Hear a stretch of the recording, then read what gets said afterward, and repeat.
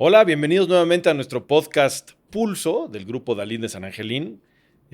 Hoy estamos acá con la doctora Laura Basagoitia. La doctora Laura Basagoitia es nefróloga del grupo Dalín de San Angelín. Y bueno, pues muy interesados para platicar sobre un tema complejo de un par de muchachos silenciosos que tenemos todos guardados por ahí, que son muy trabajadores, pero muy silenciosos, casi no se quejan y cuando se quejan muy fuerte, Sí, ¿no? caray. Básicamente, los riñones. Doctora, bienvenida, muchas gracias. Muchas gracias, Es, Roberto, por la invitación. Es un gusto estar aquí con ustedes esta Al tarde. contrario, el gusto es nuestro. Y platícanos, comencemos esta plática, déjame poner a la gente que nos escucha un poquito en contexto. Hoy la enfermedad renal puede ser, o no, estoy seguro que es, la enfermedad más costosa de nuestro sistema de salud, ¿no? Tanto público como privado. Básicamente porque los pacientes renales que tienen insuficiencia renal, pues bueno, tienen un tratamiento que puede ser la hemodiálisis, que es muy cara, y la única solución es un trasplante, etcétera, etcétera, pero ya nos empezará a platicar un poquito la doctora. Y la duda que yo tengo es, ¿por qué es tan frecuente en nuestra población? ¿Qué pasa en la población que hace que los problemas renales sean tan frecuentes? Pues primero tenemos una carga de enfermedades crónico-degenerativas que hemos venido cargando y rezagando en los últimos 80 años de nuestro servicio de salud pública. Tenemos muchos pacientes con diabetes, hipertensión.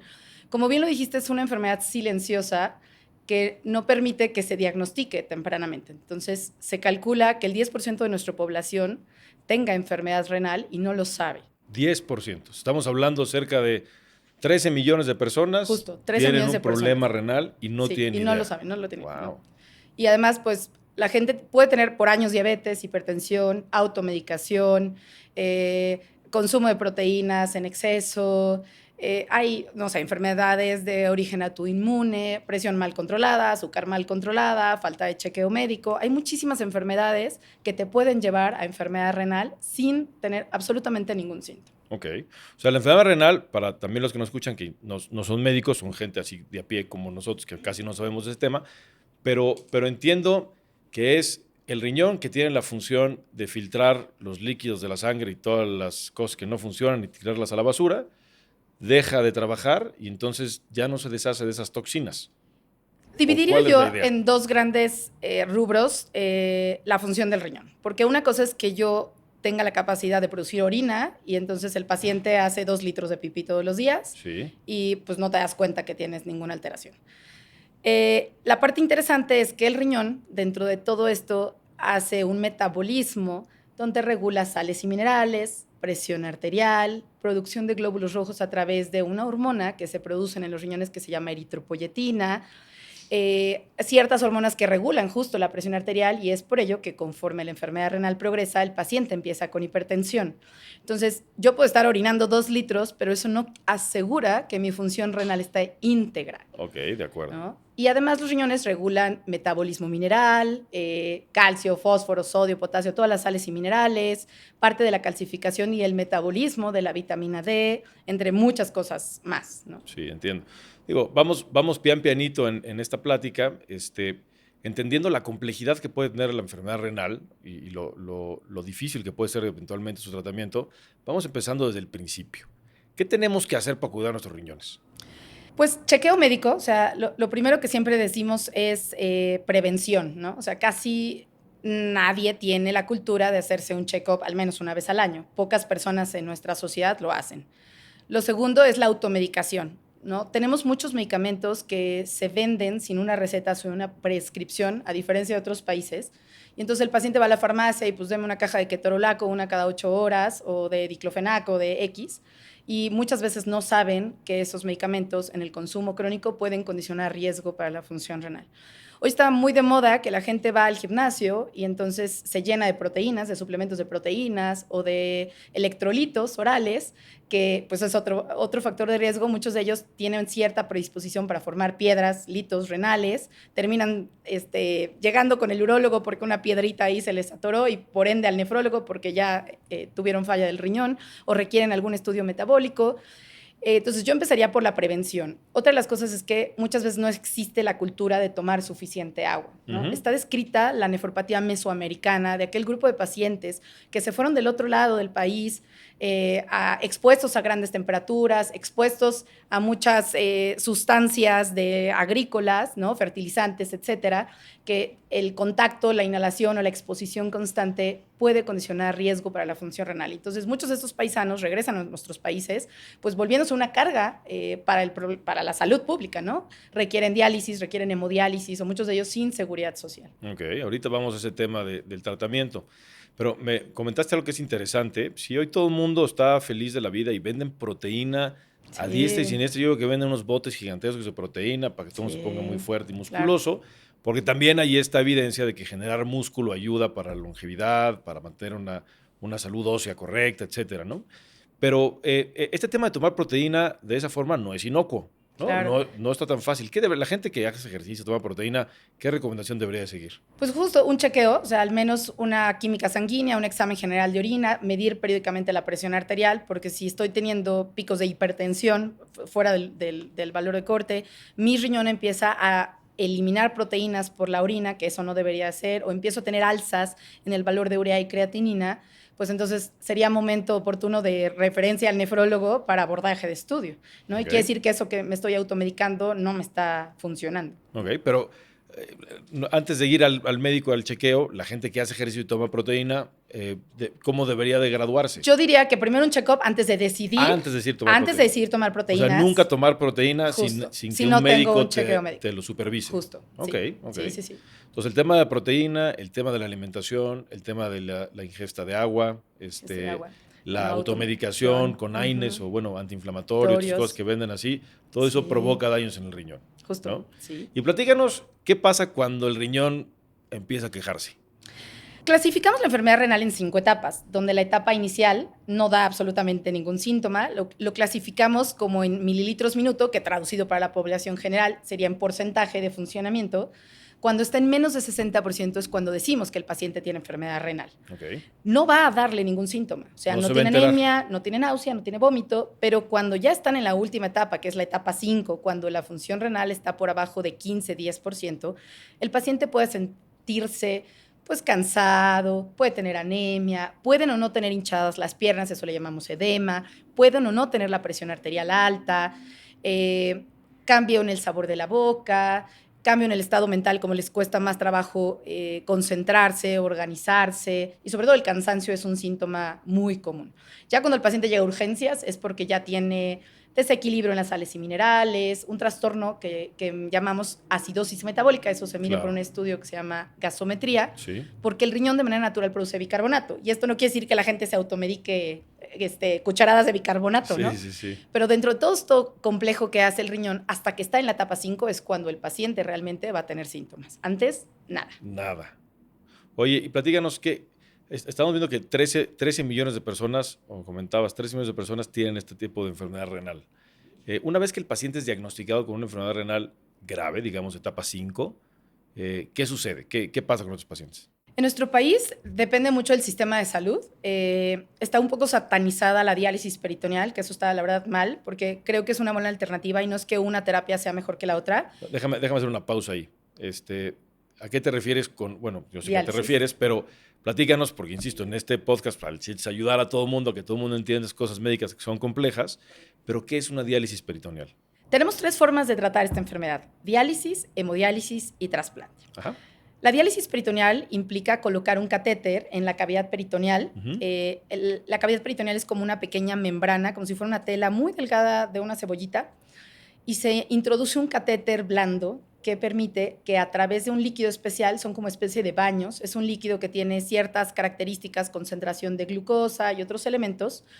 Por cambios de concentración, el paciente está con toxinas muy altas. Al introducir este líquido, jala o barre, hace baños, hace recambios de todas estas toxinas. Okay. Entonces, eso que no está eliminando el riñón se va a ese líquido de diálisis y por el mismo tubito lo sacamos Hay diferentes modalidades, ¿no? El paciente se podría conectar todas las noches en la comunidad de su casa sin tener que salir de su casa, que eso la verdad está muy bien, o bien una diálisis cada X tiempo, como cada 6 horas, cada 8 horas, depende de las características del paciente. Los hospitales públicos normalmente empiezan diálisis peritoneal. Okay. Porque pues está todo saturado, es difícil mantener a los pacientes en la siguiente terapia de la cual vamos a platicar, que es hemodiálisis, y bueno, siempre lo vemos como un brinco para la posibilidad de un trasplante. Pero un paciente con diálisis peritoneal, o sea, entiendo, te ponen un catéter en la barriga, fuera del peritoneo, que es la bolsita que guarda todos los órganos, digamos, están empacados en esta bolsa, te ponen este líquido por afuera y te lo sacan. ¿Y eso cuánto tiempo dura? Pues digo, mientras el paciente tenga enfermedad, es de manera indefinida, pero puede ser, haz de cuenta que hay diálisis nocturna, que es súper cómoda. Ya hay algunas máquinas que te permiten conectarte durante la noche y entonces el tiempo durante el paciente está dormido. Dormido y ahí se están haciendo los recambios y el nefrólogo programa, pues sí, recambios cada 30 minutos o cada hora con estancia en la pancita. Y la idea justo de las terapias dialíticas, sea diálisis, hemodiálisis, esto ha ido evolucionando en los últimos 40 años, es darle calidad al paciente, que el paciente pueda desconectarse en la mañana y pueda ir a trabajar, o la señora ama de casa que pueda hacer la comida o las cosas que acostumbra hacer, y que no se tenga una esclavitud de estar pegado a una máquina constantemente y te merma la calidad de vida. Eso es un poco lo que hemos tratado de ir en la progresión de los tratamientos. De acuerdo. No todo el mundo es candidato ni a diálisis o a hemodiálisis y no podríamos decir que una sea mejor que la otra. La siguiente alternativa sería hemodiálisis. Que en nuestro país forzosamente se tiene que hacer en una unidad ambulatoria. Entonces, el paciente tiene que ir estable, tiene que tener un acceso vascular. Con esto me refiero a un dispositivo que te permita sacar cierta cantidad de sangre, pasarla por este riñón artificial que tiene un filtro especial que justo hace las veces como la diálisis, ¿no? Sustituye o elimina esas toxinas. Ninguno de los dos tratamientos se va a equiparar a lo que es un trasplante porque solo estamos eliminando del 10 al 12% de las toxinas o del funcionamiento que harían nuestros riñones de manera natural. ¿Solo del 10 al 12%? Justo. Ah, wow. No Entonces, te permite tener una calidad, te salva la vida, evidentemente, hace que te sientas mejor, pero nunca se va a equiparar con un trasplante renal, ¿no? Sí. La diálisis, ninguna terapia dialítica hoy ha demostrado sustituir al 100% lo que hacen nuestros riñones, ¿no? Correcto. Entonces, para esa hemodiálisis, también en todos tiene riesgos y beneficios. Cuando colocamos un catéter para poder conectar a ese paciente a la máquina de hemodiálisis, hay que colocarlo en una de las venas del cuello. Generalmente buscamos que ese catéter quede por abajo de la piel, se llama tunelizado, porque reduce el riesgo de infecciones y complicaciones. Y la mejor alternativa para aquel que vive en hemodiálisis sería la construcción de una fístula arteriovenosa. Esto es la unión de una arteria con una vena, que normalmente lo hace un cirujano vascular, y una vez que madura esta fístula, nos permite conectar a través de 2 agujas al paciente a esta máquina o este riñón artificial. Entonces, por una línea sale la sangre, pasa por todo el circuito de la máquina de hemodiálisis y regresa a la circulación. Para ello, los pacientes vienen de 2 a 3 veces por semana. Habrá algunos pacientes que menos, otros que más, y menos están en promedio de 3 a 4 horas. 3 a 4 horas tienen que estar en una clínica. En una clínica. Que los atienda, una clínica en un reposet, bien formada. Por supuesto. Con todos los requerimientos. Con todos los requerimientos. Sí es importante que la gente que nos ve sepa que no pueden acudir a cualquier lado para hacer una hemodiálisis, ¿no? Justo. Porque entiendo que estas máquinas tienen, por ejemplo, filtros, cosas que de no cambiarse correctamente se pueden contagiar entre un paciente y otro. Sí, la realidad es que en nuestro México pues ya empieza a haber algunos filtros de origen chino, y entonces pues eso sí también merma la calidad de... Sí, bueno, no significa que los chinos estén mal. No, para nada. Puede haber también turcos, polacos y todo que estén mal hechos, ¿no? Pero es muy importante revisar la calidad un poco de lo que está poniendo, ¿no? Sí, sí. Y ahora hay un antes de pasar al tema de trasplante, uno de los problemas más importantes para la cuestión de la hemodiálisis y la diálisis peritoneal, según lo platicas y según lo entiendo, es la merma en la calidad de vida, por un lado, y por otro lado, el costo tan alto de esos tratamientos, ¿no? O sea, me parece que alguien de su bolsillo, por ejemplo, llevar un procedimiento de hemodiálisis es muy costoso. Más o menos para que la gente que nos escucha tenga idea, ¿cuánto cuesta un procedimiento de hemodiálisis? Digo, puede ir desde los 1,800 hasta los 2,500, 3,000, depende de dónde lo realices, el tipo de terapia de diálisis. Incluso hay más caras, ¿no? O sea, digamos, 1,800 en promedio, para hacer cuentas rápidas, o sea, supongamos que 2,000 pesos y el paciente tiene que venir unas 3 veces a la semana. Así es. O sea, tiene que gastar 6,000 pesos a la semana solamente para diálisis. O sea, solamente para que eso para hacer pipí, digamos. Sí, y si fuera, o sea, comparado con diálisis peritoneal, más o menos te podrá costar unos 30,000 al mes, pero además hay que considerar, o sea, todo las bolsas, la máquina rentada, o sea, Eso todo si lo fuera que implica. diálisis peritoneal, unos 30,000. Sí, y además hay que considerar que el paciente requiere medicamentos para controlar la presión arterial, y a veces no es uno, son 2 o 3. Requiere eritropoyetina, que es la hormona que ayuda a producir los glóbulos rojos, para que no tengan anemia, que tampoco es económica. Sí. Que requiere a veces suplementación de vitamina D, de calcio, pues hierro, o sea, son muchísimas las cosas que puede llegar a requerir un paciente con enfermedad renal crónica, y entonces sí el costo se incrementa de manera significativa. Estamos hablando, periódicos. de acuerdo a lo que me platicaste o lo que mencionas aquí y un poco con la idea de los costos, un paciente con una enfermedad renal en un quinto grado, digamos, sí se puede gastar unos 50, 60 mil pesos mensuales. Sí, o sea, sí puede llegar a ser verdaderamente oneroso. Si no tienes un seguro, pues sí, es complejo que alguien pueda cubrir esa cantidad de dinero. Justo. Y por eso todo termina generalmente rebotando en el sistema público de salud, ¿no? Okay. Es difícil para los pacientes. Sí, según leía, no me acuerdo exactamente la cifra, o sea, no quisiera repetir lo que tengo en la mente porque probablemente me equivoque, pero no sé cuántos miles de millones de pesos se gastan justamente en diálisis y hemodiálisis al año, pero es una cantidad impresionante. Creo que es la enfermedad más costosa del sistema. Sí. ¿No? Y eso tiene una solución definitiva, o por lo menos parcialmente, o casi definitiva, que es la tercera opción, que es el trasplante. Sí, justo. ¿No? El tener un paciente viviendo en una terapia de reemplazo generalmente implica que lo saques de su trabajo, que tengas que estarle pagando una incapacidad. Que tenga un tercero a su lado que lo está acompañando, que lo está cuidando muchas veces, ¿no? Porque no todos los pacientes tienen la capacidad de ir y venir solos o de dializarse solos. Si es un paciente que tenga debilidad visual, pues a lo mejor no se puede estar conectando y desconectando solo en diálisis en su casa. Okay. Y en hemodiálisis a lo mejor ya no está en condiciones de manejar, de subir, de bajar, porque no se sienten obviamente con la misma energía. Sin contar las complicaciones que puedan tener, como infecciones tanto de la diálisis como una peritonitis, o infecciones de un catéter vascular, o que una fístula falle, o que tengan alguna neumonía, o algún tipo de complicación que los haga ir a urgencias, ¿no? O a hospitalización. Entonces, pues esos también son costos que se incrementan. El trasplante renal, pues es la única terapia que realmente devuelve la calidad de vida, permite que el paciente regrese a sus actividades normales, únicamente con el apego a las medicinas y el seguimiento correcto. Pero nunca se va a equiparar, y ahí es cuando realmente recupera ese ser vivo la función renal al 100%. O sea, ese riñón vuelve a metabolizar sales y minerales, vuelve a producir eritropoyetina. Muchos de ellos dejan de requerir medicamentos para la presión, vuelven a disfrutar de un alimento, de todo. O sea, trabajan, suben, se casan, tienen hijos, ¿no? Vuelven a hacer una vida normal. Una vida prácticamente normal. Así es. ¿Qué porcentaje de éxito tienen los trasplantes renales? Pues hoy la verdad es que es alta. O sea, más bien te diría que a lo mejor solo menos del 10% pudieran tener alguna complicación. O sea, claro cerca que no del 90% que debe de tener éxito. Con todo lo que hay alrededor de, Justo, de bien estudiados, inmunosupresión. han evolucionado mucho los medicamentos. Claro que influyen en muchas cosas, ¿no? Son exentos de complicaciones. El paciente con trasplante puede tener mayor susceptibilidad a infecciones, sí, ¿no? Rechazo.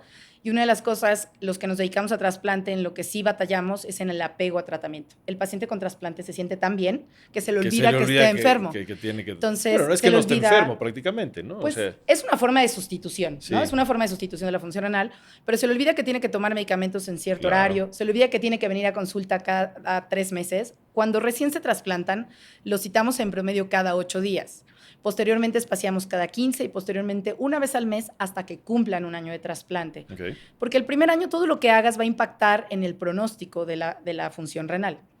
Es cuando la inmunosupresión está más alta, cuando tienen más riesgo de infecciones o de complicaciones o de rechazo. Pero estos pacientes que tienen muchos años trasplantados se sienten tan bien que de verdad se les olvida, ¿no? Y entonces empiezan a omitir consultas, empiezan a brincarse dosis de medicamentos, y eso evidentemente sí puede llevar a riesgo de rechazo. Ok. Oye, y siendo tan buena opción, ¿por qué no todos los pacientes con enfermedad renal se trasplantan? No todo el mundo es candidato, eso es una realidad, ¿no? Se requiere un protocolo de estudio y ciertos criterios. También... ¿Quiénes son los candidatos? ¿Qué se requiere para ser candidato? Pues que tengas, primero, sobrevida adecuada, o sea, que el trasplante te va a dar la oportunidad de una sobrevida suficiente, porque si yo tengo un paciente que tiene enfermedad renal y un cáncer muy avanzado, pues no lo vamos a trasplantar, ¿no? Sí. La diabetes o la hipertensión o el lupus hoy no son en contraindicaciones, incluso el VIH, o sea, hemos trasplantado pacientes con VIH, con hepatitis C, digo, bajo ciertos criterios, Claro. pero nada de eso es hoy una contraindicación. Todavía hay muchos mitos donde no, por ser diabético no lo trasplanto, porque tener lupus no se trasplanta y eso realmente pues hace falta, hace falta cultura de donación. A veces no todo el mundo tiene la fortuna de tener un ser querido que le quiera donar. Imagínate que en México, o sea, en una familia de 10 hijos, 8 tienen diabetes, ¿no? Entonces, pues para ser donador, tiene que ser una persona sana, sin obesidad, sin diabetes, sin hipertensión, sin cáncer, con los 2 riñones, sin piedras, ¿no? Entonces, muchas veces empiezas a estudiar a los donadores y pues los vas descartando porque somos un país con una alta incidencia de diabetes y obesidad. A eso quería llegar un poquito también. O sea, regresando un poco a las causas, veíamos el tema de los AINES, veíamos el tema, pero también el tema de diabetes y obesidad hacen un factor importante en Justo. el tema de... Yo te diría que de cada 10 diabéticos, 6 tienen riesgo de llegar a una terapia de reemplazo renal. Eso es súper triste, ¿no? 6. Por falta de seguimiento, detección, control metabólico correcto. Sí, hace rato mencionabas que había más o menos 13 millones de personas que están diagnosticadas, bueno, no, que no están diagnosticadas, que tienen un problema renal y no lo saben. Pero me alarmó saber también que cerca de 30 millones de personas tienen diabetes y no lo saben. Justo. Eso está peor. Sí. Y esto hace que tengamos una lista de espera inmensa, más o menos 16,000 pacientes en lista de espera nacional esperando a alguien que les done un riñón. Ahora, a ver, si te pones a pensar desde el punto de vista macro, dices, hay 16,000 pacientes en una lista. Caray, somos 130 millones de mexicanos, ¿no habrá 16,000 buenos samaritanos que puedan donar un riñón? ¿Qué se requiere para donar un riñón? O sea, ¿por qué hay tanto mito? ¿Por qué hay tan poca donación? ¿Qué pasa en México con ese tema de la donación que nos cuesta tanto trabajo? Digo, evidentemente falta de recursos, falta creo que muchas políticas y cambios en salud, eso es un hecho, ¿no? El paciente renal no tiene esa voz, en general cuando alguien debuta con enfermedad renal es triste porque entra en una especie de desidia, ¿no? No tienen la misma voz que tiene el grupo de VIH, por ejemplo, ¿no? Ellos levantan la voz, hacen marchas, cierran calles, ¿no? ¿Cuándo has visto que los grupos de pacientes con enfermedad renal te cierren Reforma exigiendo mejores terapias dialíticas? En realidad eso no sucede. Ojalá y no tengamos que llegar a eso para tener una mejor política, ¿no? Pero bueno, creo que hace falta, primero, cambio en las políticas de salud. Eso es una realidad. Es muy triste porque ni siquiera tenemos un registro real de pacientes con enfermedad renal. No sabemos cuántos pacientes están trasplantados en realidad, cuántos fueron donadores, que deberíamos de tener un registro de, a ver, tengo X número de donadores, X número de pacientes trasplantados y X número de pacientes con enfermedad renal. Entonces, tampoco lo sabemos realmente. Se está trabajando en un registro de pacientes con enfermedad renal. Okay. Lo siguiente es que, bueno, para ser donador, primero, regresando a la pregunta, se debe de tener los 2 riñones. Muchas veces llegan donadores, o sea, yo quiero ser donador, pues no sabía que tenía un solo riñón. Y toda mi vida he vivido con un solo riñón. ¿no? Pacientes que nacieron con un riñón. Sí, nacieron solo con un riñón y no lo sabían, ¿no? Lo siguiente, pues valoramos el grupo de sangre, que tengan estudios generales, incluso a quien se ofrece como donador, como buen samaritano, sea pues de un ser querido o no relacionado, pues primero hacemos un check-up y vemos que ese paciente no tenga diabetes, no tenga hipertensión, no tenga obesidad, no tenga cálculos en los riñones, no tenga alguna enfermedad de transmisión como VIH, hepatitis B o C o algo que lo ponga en riesgo a él mismo o a quien lo va a recibir. El protocolo de trasplante nos permite evaluar a quién va a recibir que esté en condiciones y a quién va a donar. Ni todo el mundo es candidato a recibir ni a donar. Entonces, se les valora por psiquiatría, ver que realmente sea un acto altruista, sin coerción. Se les valoran estudios de infecciones, ver que ese paciente no tenga tuberculosis. Se hacen estudios de citomegalovirus, hepatitis, un chorro de cosas, ¿no? Que el corazón esté sano, ¿no? En el caso de los receptores, va muy de la mano la enfermedad cardiorrenal. Hoy en el mundo están surgiendo las clínicas cardiorrenales porque van de la mano. O sea, ya no sabemos quién fue primero, si el corazón o el riñón, pero muchos pacientes que tienen afecciones cardíacas, secundariamente renales y viceversa, aquellos pacientes que viven en hemodiálisis, con mucha frecuencia se complican con problemas cardiovasculares, ¿no? Los dientes, que el receptor los tenga sanos, que no tengan infecciones como sinusitis o otitis, ¿no? Y hoy las pruebas de compatibilidad genética también han tenido una gran evolución. Entonces, hoy estas pruebas que hacemos nos permiten asegurar que no va a haber un rechazo inmediato, el grado de compatibilidad, qué riesgo inmunológico tiene, cuáles son los mejores fármacos para ese paciente, ¿no? Justo para mejorar la sobrevida del trasplante a largo plazo. Okay. Esa es la opción de que el donador sea un donador vivo. Justo, ¿no? Que sí. de acuerdo a la ley mexicana, pues tiene que ser un donador vivo y ese donador vivo tendría que estar relacionado, ¿no? Tiene que tener una relación. Digo, sí se puede no relacionado, o sea, sí hemos tenido casos de Ok. amigos que les donan. Lo importante es que sea mayor de 18 años, que esté íntegro en sus facultades mentales.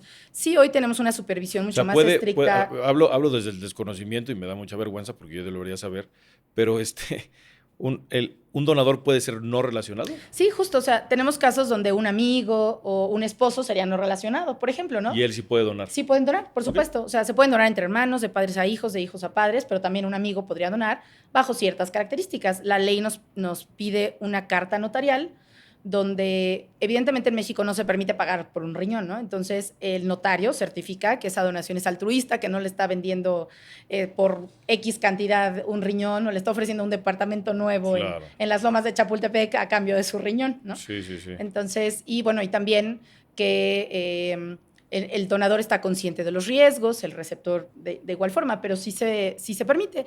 Y la compatibilidad es, si no fueran relacionados de manera consanguínea, es como si yo recibiera un riñón de alguien de la lista de, donación, de donador fallecido, Claro. ¿no? Ahora, esa es la otra pregunta. ¿Sería más fácil también recibir los riñones donados de los pacientes fallecidos? Y esos no hay tantos, entiendo. No hay tantos porque se requieren ciertas características.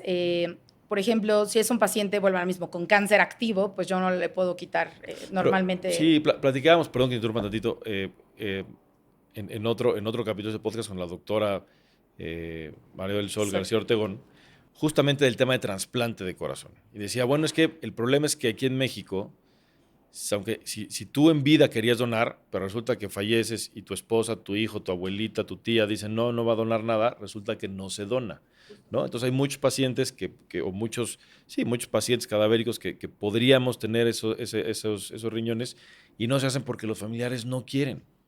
Yo podría tener una carta notarial tatuada o el paciente llega con una carta notarial donde dice que quiere su voluntad donar los riñones. Y si la familia, justo como lo refieres, en ese momento, o estas tarjetas que se plantearon en algún momento que la Ajá. gente traía, ¿no? O en la licencia, que de repente ponían donador ¿no? de. Sí, ¿no? Pero eso no asegura, porque si la familia, por ley, en ese momento dice yo no quiero que done, pues es no, ¿no? Porque ese paciente pues no está en condiciones de decir, ¿no? Ya tiene muerte encefálica. Ahora, hace falta mucho crecimiento en cultura de donación en nuestro país, porque hoy se pueden donar córneas, piel, o sea, tejidos, músculo, hueso y obviamente órganos sólidos como corazón, riñón, páncreas, hígado, ¿no? Intestino, pero en nuestro país creo que vamos lento, ¿no? En realidad solo hacemos principalmente riñón, si se hace córnea de los tejidos, se hace hígado, poco corazón y poco pulmón, ¿no? Muy, Ok. muy poco páncreas. Y creo que nos hace falta seguir creciendo en esta parte de cultura de donación. Sí, entiendo que lo platicamos, también hay países como España que nos lleva una ventaja Enorme. avasalladora en términos Sí. de trasplante de riñón y de trasplante de los Todo. órganos, ¿no? Pero Sí. en este caso, en temas de riñón, si todos los pacientes que fallecen y que están en condiciones donaran, pues la lista se acabaría rápido, ¿no?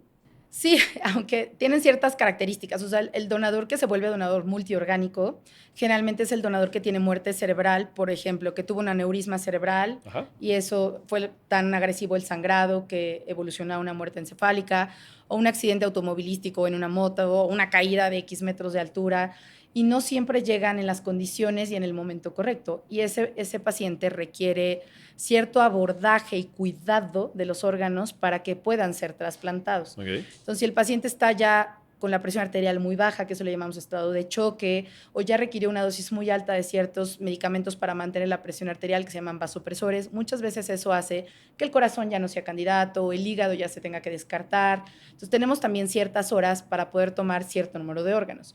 Regresando al riñón, el riñón es el órgano más aguantador, ¿no? Okay. Entonces, aguanta muchas horas de isquemia, aguanta muchas horas de sufrimiento y a pesar de eso se recupera, ¿no? Y vuelve a funcionar. Y eso es maravilloso ver que a lo mejor lo trasplantas y pasa unas semanas todavía en requerimiento de diálisis, pero a lo largo de los días empieza a recuperar función y se readapta a ese nuevo cuerpo, a esa nueva circunstancia, ¿no? Ok, qué bien. Sí. ¿Tú sabes más o menos cuántos trasplantes es en México? Más o menos por año, de 2,000 a 3,000 por año, más o menos. son súper poquitos. Nuestra tasa de donación debe andar en 3.5 por millón de habitantes, comparado con países como España, como le decías, ¿no? ¿Y qué podríamos hacer para mejorar esa tasa? O sea, si mañana tú fueras secretaria de salud, Sí. ¿qué propondrías para mejorar esa tasa de donación? Híjole, es interesante. Creo que no va a ser un cambio que se tenga de un día para otro. Ya hoy tenemos una doctora a la cabeza del Senatra, ¿no?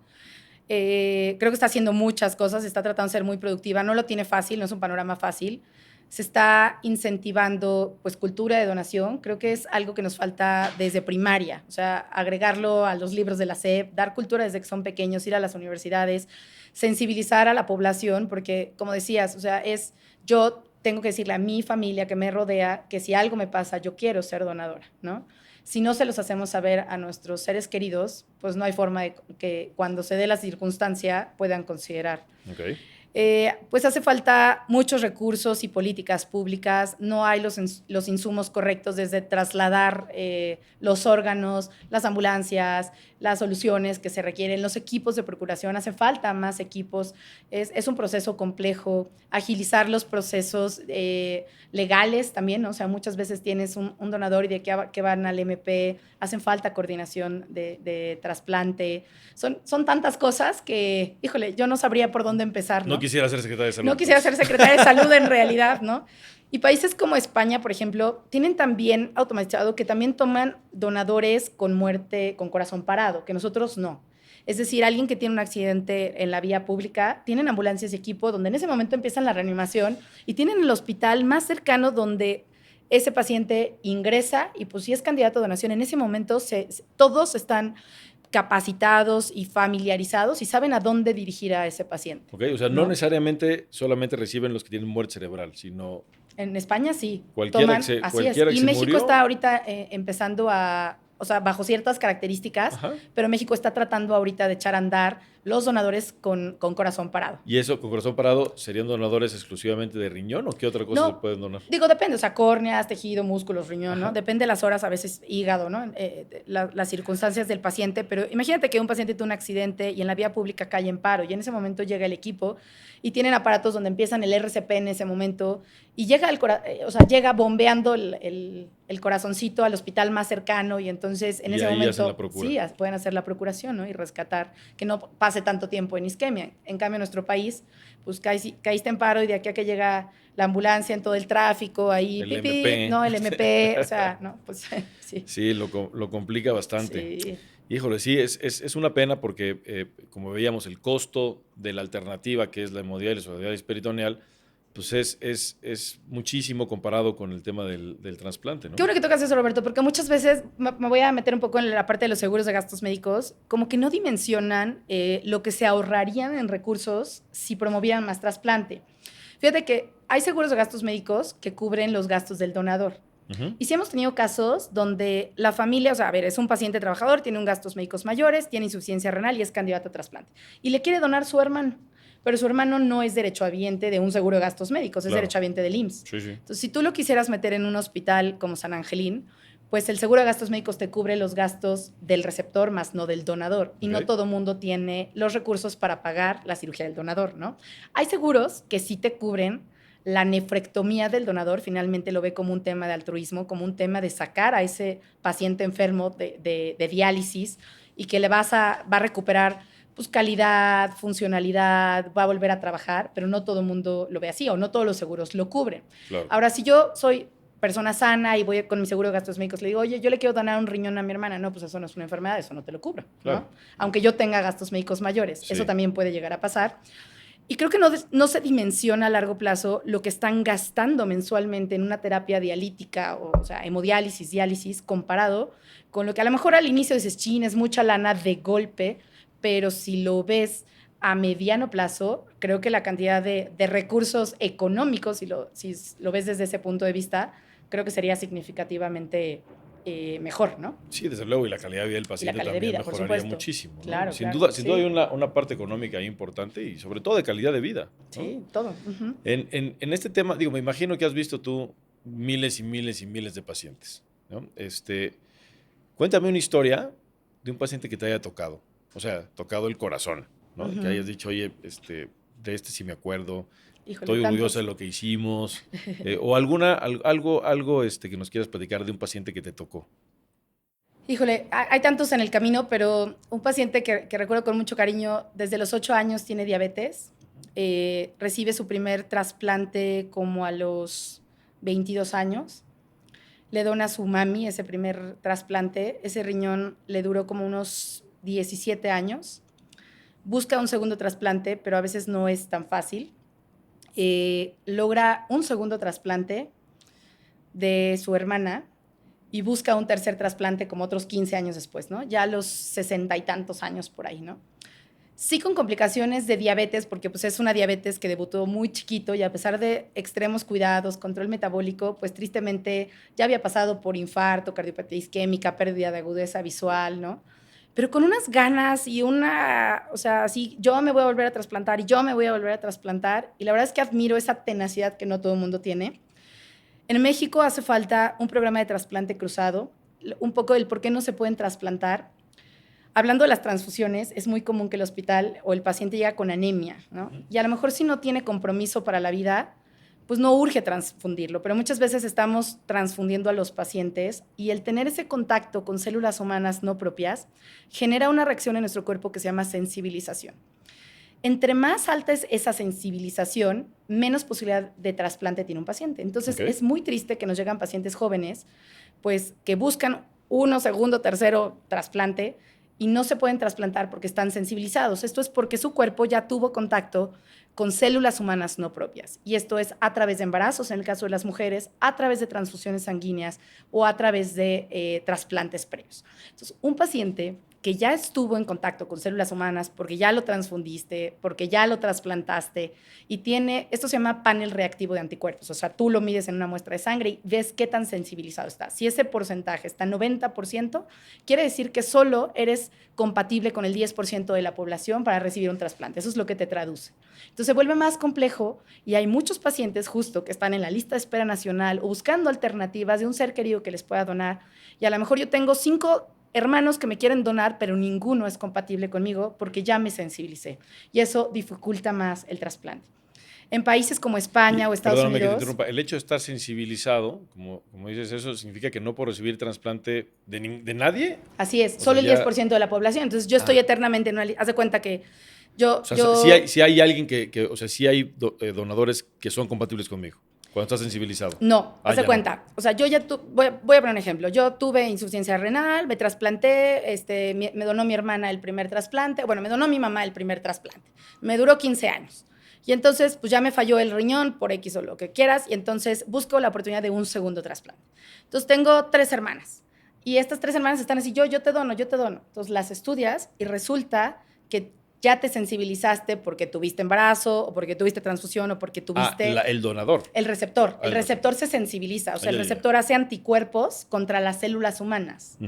Y entonces, cuando yo quiero que un segundo trasplante de un ser querido, ya no tengo compatibilidad. Okay. Y entonces, eso lo medimos en un estudio muy especial. Pero mi duda es, y perdón que lo vuelvo a preguntar. Sí. Ya no tienes posibilidad de recibir de ese ser querido y ya de nadie más.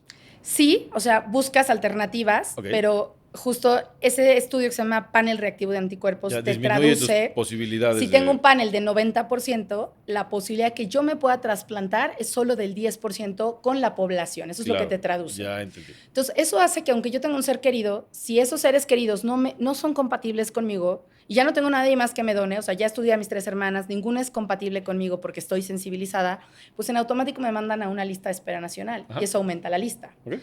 Ahora, en países como España, Estados Unidos, Europa, se tiene una lista para este grupo de pacientes y eso se llama trasplante cruzado o trasplante dominó. De acuerdo. Entonces, este grupo, esto hace falta en México, ¿no? Sí, que es un esquema interesantísimo que no funciona, pero platícanos cómo funciona. Justo, o sea, yo tengo a mi hermana que no me puede donar, y tú tienes a tu hermano que no te puede donar y entonces intercambiamos a los resulta donadores. Que mi hermano te puede donar a ti, tu hermano puede donar a mí. Así es, justo. Decimos, y entonces intercambiamos. No directo, pero ella sí a ti y tú a mí y todos se ponen de acuerdo. Sí, ¿no? Todos se ponen de acuerdo con todos los trámites legales y entonces de esa manera puedes aumentar, ¿no? En otros países del mundo empiezan grandes cadenas, que en México es difícil porque ni tenemos el número de cirujanos, ni el número de quirófanos, a lo mejor ni la cultura. pero se pueden hacer grandes cadenas donde empiezan con un donador altruista, o sea, alguien dice, a ver, yo quiero donar, le donas a la primera persona de la cadena y ese donador que no era compatible con ese número 1, le dona al siguiente y a su vez ese que no era compatible le dona al siguiente y empiezas a hacer cadenitas para poder aumentar la lista Claro, de justamente como la trasplantes. donación de sangre en un banco de sangre, ¿no? O sea, tú donas sangre de manera altruista y no sabes a quién se van a donar. Bueno, aquí sí sabrías a quién se lo dona, porque se hacen estudios, Bueno, claro, pero entiendo. es más o menos, ¿no? Sí. Y esto, bueno, podría también aumentar el número de trasplantes, pero es algo pues que en México todavía está en Y pañales. entiendo, no sé si escuché bien cuando estaba platicando sobre ese esquema, ¿las cirugías tienen que ser al mismo tiempo todas? No necesariamente, y eso es algo que da miedo en México, ¿no?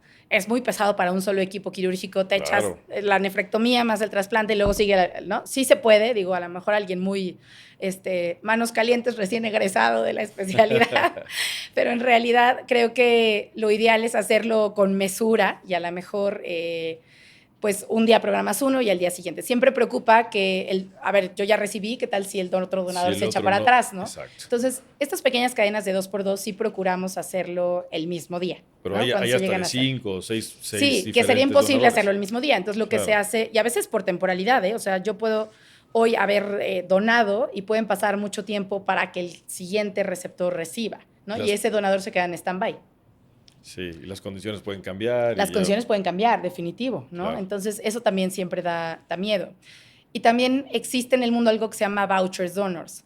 Imagínate que yo tuviera o sea, tienes un abuelo con un nieto, ¿no? Ese nieto sabe que nació con un problema genético, con cierta predisposición para enfermedad renal. Y el abuelo hoy tiene 60 años, está sano y no tiene diabetes, no tiene hipertensión y puede donar. Entonces dice, a ver, yo voy a donar a alguien que está en esta circunstancia a una cadena o a la lista de espera nacional y a cambio me dan un voucher, una cosa simbólica, donde en el momento que mi nieto crezca y necesite un trasplante, no va a esperar eternamente y va a ser beneficiado por un trasplante del momento, Ok, ¿no? eso Eso también está también en el interesante. mundo se maneja, ¿no? Sí. Que, bueno, vuelvo a lo mismo, en México todavía estamos muy lejos Bueno, de... pero sí podríamos avanzar. Hay países que lo han No, por hecho de una supuesto. manera Sí, muy, muy impresionante y nosotros podríamos seguir el ejemplo y avanzar en esa forma, ¿no? sí, Muy definitivo. bien. Es Bueno, doctora, vamos a interesante. cambiar un poquito de tema. Regresando un poco a tu formación, porque yo te conozco aquí en el hospital, hemos trabajado muchos años. Platícanos un poquito de tu formación. Tú tienes que estudiar medicina interna y después Nefrología, la especialidad en nefrología. ¿Cuánto tiempo sí. estudiaste? Pues, o sea, empezando desde la carrera, Sí. estudié 6 años, después estudié 3 años de medicina interna y después 4 de nefrología y después me eché otro más de trasplante. O sea, 14 años estuviste estudiando para poder hacer lo que haces Sí, hoy. sí. Oye, y dime una cosa, cuando empezaste a estudiar, apenas ayer, ¿no? Casi Apenas casi cuando ayer. naciste, pero bueno, cuando Sí. empezaste a estudiar y cuando estabas especializándote en este tema, ¿cómo fue el tema de la lucha de sexo o de género? Lo pregunto porque ahora con el tema de la conmemoración del Día de la Mujer, pues tenemos que abrir los ojos para ver qué barreras tienen que romper las profesionistas para poder llegar a donde están, ¿no? Tú eres mamá, he visto a tus hijos, has hecho las dos cosas de una manera balanceada y muy bien, y mucha gente no tiene esa oportunidad, ¿no? ¿Qué le recomendarías a las personas o a las estudiantes, a las doctoras, a las médicas que quieren hacer esto, pero que quizás no ven la forma? O sea, ¿cómo le hacemos como país para ayudar a esto? Creo que seguir tus sueños es algo que a mí me motivó, ¿no? Ese gusto es un gusto, es un placer cuando tú ves que egresa un paciente y se va, no voy a decir curado, pero se va en mejores condiciones, ¿no? Eso es algo que siempre a mí me motivó. Creo que justo el balance en la vida, desde preocuparte por ti, por comer, por tener salud, que a veces no lo logras. Sí, al menos la nefrología fue una especialidad por muchos años que era de hombres, ¿no? Creo que cuando yo llegué a la especialidad éramos pocas las mujeres que entrábamos a la especialidad y predominaban los hombres. No podría decir que tuve una barrera muy extrema y creo que es darse a conocer y darse a respetar, eso es muy importante. Demostrarlo pues con actitud, con conocimiento, luchar por tus sueños, o sea, si es eso que tú quieres lograr, eso que te motiva, creo que se puede lograr equilibrio. No digo que sea fácil, creo que los que estudiamos medicina tardamos mucho tiempo en alcanzar un equilibrio en la vida Y es fácil en el ser humano de repente perder el piso, ¿no? Dentro de este equilibrio, pues hay que balancear si esa persona quiere una familia o si solamente quiere posición en profesional, ¿no? Para mí, pues mi prioridad es mi familia y es lo que me da soporte, pero también los pacientes pues me dan aliciente, me llena mucho de emoción cuando un paciente se va recuperado y eso en el día a día te va pues incentivando a estudiar, a prepararte, que te den las gracias, ¿no? O sea, solamente una sonrisa, una gracias, o cuando vuelves a ver al paciente con mejora, eso como que te va incentivando. Sé que siguen habiendo pues diferencias en los géneros, que escuchas muchas cosas de denigración a la mujer y todo esto, pero pues es difícil, pero no es imposible, pienso Sí, yo, ¿no? sí, que es complejo y creo que nosotros tenemos que hacer una tarea, cada quien desde donde puede, desde donde debe, para poder buscar una vida más en equilibrio, ¿no? Con ese tema de género que sí sigue siendo un problema importante en nuestro país, desafortunadamente. Sí, caray. Sí, me imagino que tú dices que tuviste que demostrar más que muchos hombres que estuvieran contigo justamente por eso, ¿no? Que no debía de ser.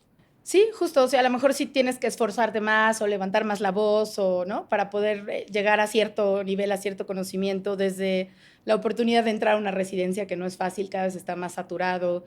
Pero bueno, creo que cualquier mujer u hombre tiene la capacidad de hacer cualquier Sin duda. especialidad, ¿no? Y en nosotras está, pues, levantar la voz y demostrar que se puede y que somos iguales, ¿no? Pues sí, qué bueno que se pudo, qué bueno que lo hiciste, porque tus pacientes son muy afortunados de tenerte a ti, Ay, muchas gracias. como profesional atendiéndolos. Yo lo he visto, recibo los comentarios y bueno, pues tienes que sentir muy orgullosa de lo que has logrado con tus pacientes. No sé si algún comentario final nos quieras dejar al podcast, saludar a los que nos visitan, las 2 personas que nos ven. No, a lo mejor, no sé, tu marido, ahí le pasas la liga.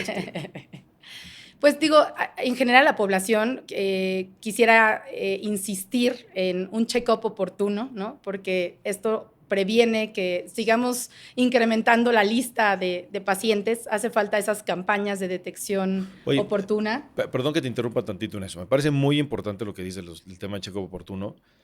Cuando escuchamos check-up, la gente tiene diferentes ideas en la cabeza, Ujú, ujú. ¿no? Sí. Hay desde quien va y dice, no, yo quiero que me haga una resonancia magnética de cabo a rabo, Sí. y otros que dicen, yo quiero que me hagan no sé qué, pero ¿qué sería, de acuerdo a tu criterio, un check-up adecuado? Porque hay check-ups que te revisan hasta todo, ¿no? La uña del dedo gordo del Colonoscopía. pie, Ujú, ujú. que quizás no son necesarios o quizás también son muy onerosos Claro. y la gente no puede pagar eso. Pero ¿qué es lo básico que alguien se tiene que hacer por lo menos una vez al año? Yo te diría que biometría hemática, una química sanguínea y un examen general de orina y medirte la presión arterial, ¿no? Creo que ya con eso Ya estaríamos cuando avanzando. estamos avanzados. Justo, si ¿no? detectamos, oye, mira, tienes obesidad, tienes la presión alta, tienes el colesterol y los triglicéridos altos, aumento del riesgo cardiovascular, oye, tu riñón está tirando proteínas, pues es el momento de referencia oportuna, ¿no? Creo que no hay que gastar en un check-up tan extremo de resonancia y colonoscopía y, ¿no? A lo mejor si estoy hipertenso pues, y tengo algún factor de riesgo, si tomo un electrocardiograma, si fumo, ¿no? Pero bueno, eso no lo tocamos, pero también el tabaquismo es un factor de riesgo para enfermedad renal, además Sí. de la automedicación, el Sí. alcoholismo en exceso. Entonces, pues creo que con un check-up básico podríamos empezar de manera El check-up oportuna. básico, una biometría, ¿Sí? una química sanguínea, Y un examen general de y un orina examen es general muy de orina. importante. Después les Ujú. pasamos la promoción de los hospitales San Angelín para este check-up. Vamos a hacer uno de volada ahorita con la Exacto. gente de Detección marketing. de albuminuria, ¿no? De Sí, albúmina en la exacto. orina. Con Sí. eso, o sea, no es tan complejo, ¿no? Porque la gente dice, un check-up, híjole, me voy a gastar 20,000 pesos. ¿Para qué? No, hombre, o sea, la verdad es que hoy con las ofertas de laboratorio que hay, independientemente de la de los hospitales de Alín, San Angelín, pero sí hay unas ofertas de Sí. laboratorio muy económicas. Sí, justo. Donde la gente quizás por 800 pesos o algo así, al año puede estar tranquilo de que por lo menos tiene los factores principales dentro de rango, ¿no? Sí, justo. Y si no están en rango, pues ir de volada al doctor, ¿no? Perdóname, te interrumpí en tu mensaje final, además del tema de check-up. Pues digo, en mi mensaje final justo eso, no automedicación, un check-up al menos una vez al año, hacerle saber a nuestros seres queridos que queremos ser donadores, ¿no? Eso creo que es muy importante hablar con nuestros seres queridos. Y bueno, pues mídanse, chéquense, ejercicio, dieta, agua suficiente. Básicamente eso, creo que el tener salud renal nos va a ayudar a reducir estos 13 millones de personas que se calcula en nuestro país que tienen enfermedad renal crónica y no lo saben. Claro, pues muchas gracias. Muy importante lo de la donación. Acuérdense todos los que nos ven que si se mueren, sus riñones se los van a comer los gusanos, mejor que pasen a una mejor vida, literalmente, pasen a una ¿no? mejor vida, sí. Vamos haciendo, ayudar todos con eso. Y Sí. pues bueno, doctora, muchas gracias por estar aquí con nosotros. Ustedes, agradezco muchísimo la entrevista. Muchas gracias. Y bueno, pues ya estaremos contando a ver cuántas personas nos ven. Me Muchas parece gracias, muy bien. doctora. A ustedes, que tengan linda tarde. Gracias.